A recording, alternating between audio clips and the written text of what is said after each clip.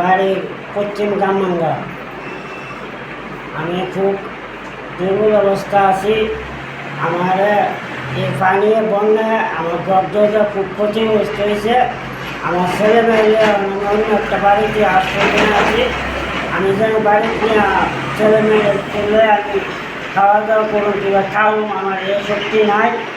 আমি খুব অসুস্থতা আছি, বাচ্চা কাচ্চা নিয়ে আমার গর্দটা ভাঙ্গা। ওখানে আমি কীভাবে চলবো মানে একটা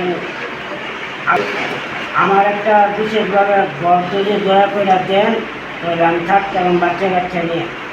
তোমার গরুটাতে কি কি লাগবো? আমার গরুটাতে টিন লাগবো, পালা লাগবো, কাঠ লাগবো, সব কিছুই লাগবো। কত টাকার ভিতরে শেষ হবে ঘরটা? অনেক ক টাকা যায় এটা তো আর আমি বলতে পারি না, ধরলে কম দিব ক টাকা যায়। আনুমানিক কত টাকা লাগবো?